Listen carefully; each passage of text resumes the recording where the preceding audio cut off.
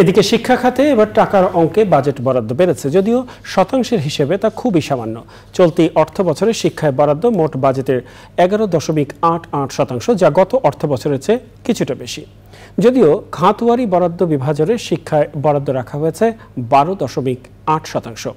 রয়েছে মুস্তাফা মল্লিকের রিপোর্ট।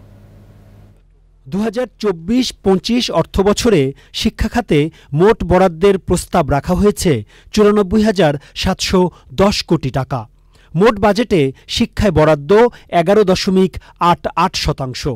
2023-24 অর্থবছরে শিক্ষায় বরাদ্দ রাখা হয়েছিল 88,163 কোটি টাকা, যা মোট বাজেটের 11.57%। বিজ্ঞান ভিত্তিক, প্রযুক্তি নির্ভর, দক্ষতা বর্ধক ও সৃজনশীলতা বিকাশে সহায়ক শিক্ষার পরিবেশ তৈরি এবং কর্মোপযোগী শিক্ষা ও যুবকদের কর্মসংস্থান নিশ্চিতকরণকে আমাদের এবারের নির্বাচনী ইশতেহারে অন্যতম বিশেষ অগ্রাধিকার হিসেবে চিহ্নিত করা হয়েছে। 2024-25 অর্থবছরে প্রাথমিক ও গণশিক্ষায় বরাদ্দ চাওয়া হয়েছে 38,819 কোটি টাকা, মাধ্যমিক ও উচ্চশিক্ষায় 44,108 কোটি টাকা, কারিগরি ও মাদ্রাসা শিক্ষায় চাওয়া হয়েছে 11,783 কোটি টাকা।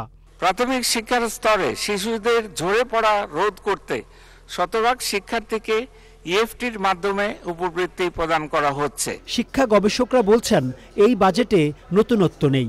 শিক্ষার উন্নয়নে এই অর্থ নগণ্য।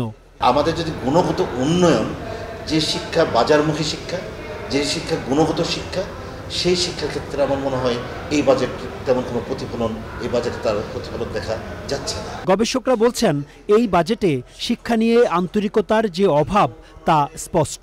শিক্ষা রক্ষা করতে চাইলে সরকারের সেভাবে পরিকল্পনা থাকতে হবে।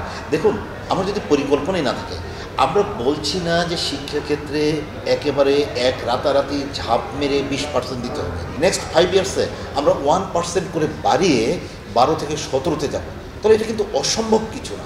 2041 সালের মধ্যে উন্নত বাংলাদেশ গঠন এবং চতুর্থ শিল্প বিপ্লবের এমন সময়ে শিক্ষা খাতে যে বরাদ্দ তা হতাশজনক বলেও মনে করছেন শিক্ষা সংশ্লিষ্টরা।